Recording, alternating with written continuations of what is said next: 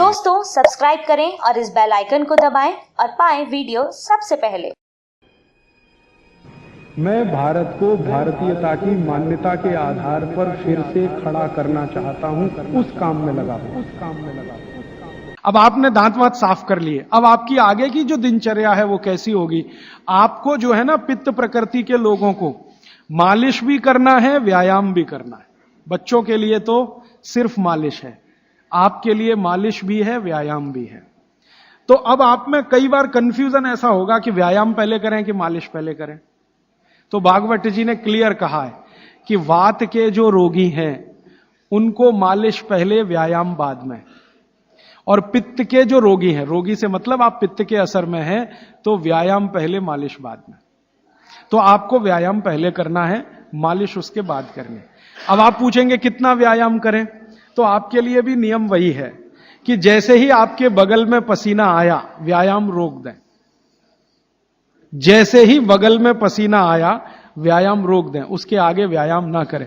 पसीना आया, व्यायाम रोक दें। वो 10 मिनट में आए तो, 20 मिनट में आए तो, 25 मिनट में आए तो, 40 मिनट में आए तो, 1 घंटे में आए तो, आपके शरीर के हिसाब से ध्यान रखिए। इससे ज्यादा व्यायाम करने की कोशिश ना करें। अब वो कहते हैं सबसे अच्छा व्यायाम क्या, सबसे अच्छा, तो आप कहेंगे जी दौड़ना। तो भारत के हिसाब से ये सबसे अच्छा नहीं है। भारत के हिसाब से, भारत के हिसाब से ये दौड़ना बिल्कुल अच्छा नहीं है, क्योंकि दौड़ते समय वात बहुत प्रबल होता है और भारत वात प्रकृति का देश है। देशों की प्रकृति होती है वात प्रकृति, क्योंकि गर्मी है, ज्यादा इलाके में गर्मी है, वात प्रकृति का देश है, रुक्ष देश है। चेन्नई जैसे 2-4-10 बड़े शहरों को छोड़ दो जो समुद्र के किनारे हैं, बाकी देश रुक्ष है। रुक्ष माने सूखी हवा चलती है, तो रुक्ष है तो वात ही होगा। तो वात प्रकृति का देश है, इसलिए दौड़ना तो यहां बिल्कुल निषिद्ध है। दौड़ना तो नहीं, रनिंग तो बिल्कुल नहीं, वो ट्रेडमिल पे दौड़ें वो भी नहीं, एक्सरसाइजर लाके उस पे भी दौड़ें बिल्कुल नहीं।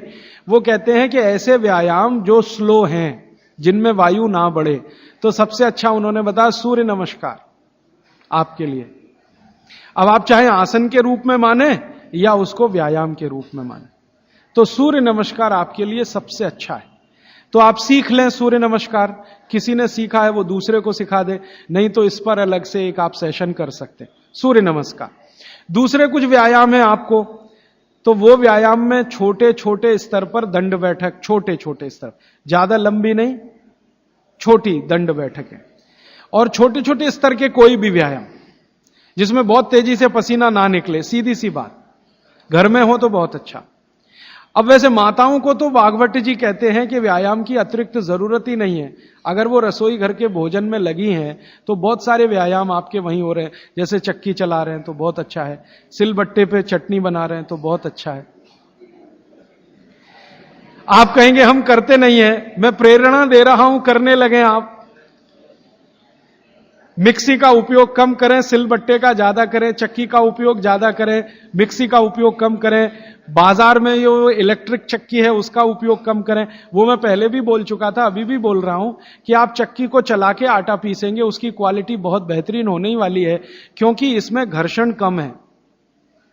और घर्षण कम है ना, तो अनाज धीरे धीरे पिसेगा, और अनाज धीरे पिसेगा तो टेम्परेचर नहीं बढ़ेगा। और वात वाले देश में टेम्परेचर बढ़ना नहीं किसी भी चीज का। और आप इलेक्ट्रिक चक्की में पिसवाएंगे ना, बहुत तेज घर्षण है, तो अनाज में नाश हो जाएगा, पौष्टिकता कम होने ही वाली है। तो हाथ की चक्की का खा के देख लीजिए एक रोटी, और ये बिजली वाली चक्की का खा के देख लीजिए एक रोटी, एक ही मिनट में अंतर पता चल जाए। तो अगर आप करें तो अच्छा है। फिर आप कहेंगे जी चक्की मिलती नहीं। मैंने चेन्नई में देखा 2 लोगों को जो चक्की बना के देंगे, आप अगर उनको ऑर्डर दें तो। पत्थर वाले लोग यहां हैं, मैं 6 दिन से यहां घूम रहा हूं, सड़क पे दिखाई दिए, तो सिलबट्टा तो है उनके पास, चक्की नहीं है। क्यों नहीं है? वो कहते हैं कोई लेता नहीं तो क्या बनाएं, आप लेंगे तो बनाएंगे। 2-4 बना हुआ है तो वो भी। और आपको कहीं ना मिले तो जरूर मुझे करें फोन, तो हम कुछ ट्रक भर भरा के राजस्थान से, गुजरात से भिजवाएंगे आपके पास। ट्रक भर के ही भेजेंगे तभी सस्ती पड़ेगी, 1-2 आएगी तो मुश्किल हो जाएगी। और आप अगर राजस्थान जाते हैं या गुजरात जाते हैं तो एक आध चक्की तो साथ में भी ला सकते हैं ना। AC 3 टायर में आप 60 किलो तक वजन ला सकते हैं, AC 2 में 100 किलो तक ला सकते हैं। और स्लीपर क्लास में 40 किलो तो ला ही सकते हैं कंफर्म टिकट पे, तो चक्की तो 20 किलो से ज्यादा होती ही नहीं है। तो आप भी जाएं कभी राजस्थान गुजरात तो 2 चक्की एक आदमी ला सकता है। तो आप लाएंगे चक्कियां तो क्या होने वाला है, वो जो बनाने वाले कारीगर बैठे हैं पत्थर वाले, उनका कुछ रोजगार तो बढ़े, कुछ रोजी रोटी चले, जो अभी धीरे धीरे बंद हो रही है। और उनकी रोजी रोटी अगर आपने चलाई, तो मैंने आपको सबसे पहले दिन एक बात बताई थी कि आप जिंदगी के अपने सब दुख दूर करिए, दैहिक दैविक भौतिक, और दूसरों के दुख दूर करने में मदद करिए तो मोक्ष मिलेगा।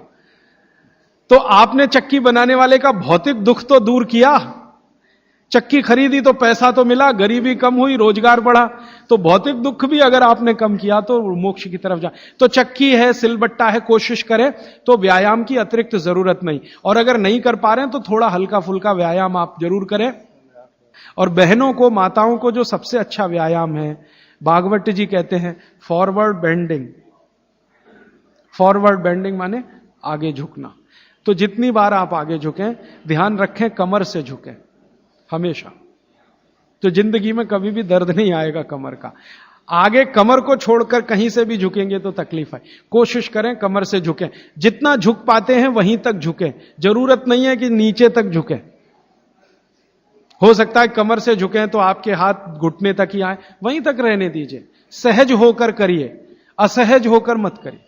तो थोड़ा व्यायाम 15-20 मिनट में पसीना आ जाएगा, उतना काफी। फिर उसके बाद मालिश, आपको भी मालिश जरूरी है, क्योंकि आपको भी कफ का असर ना बढ़े और आपका विकृत ना हो। तो आपको भी बच्चों की तरह यह बात ध्यान रखनी है कि सिर की मालिश ज्यादा, कान की भी मालिश ज्यादा, और बाकी शरीर की तो करनी है। और शरीर में सबसे ज्यादा मालिश तलवे की, पांव की। मालिश के बाद स्नान, स्नान उसी तरह से उबटन आदि से, और फिर भोजन, भोजन के बाद विश्राम 20 मिनट, फिर आपका काम, फिर रात्रि का माने शाम को 6-7 बजे का भोजन। इस तरह का नियम है पित्त वालों का। दोस्तों, सबसे पहले तो चैनल सब्सक्राइब करें, फिर लाइक, कमेंट और शेयर करें। और हाँ, हमारा एंड्रॉयड ऐप डाउनलोड करना ना भूलें।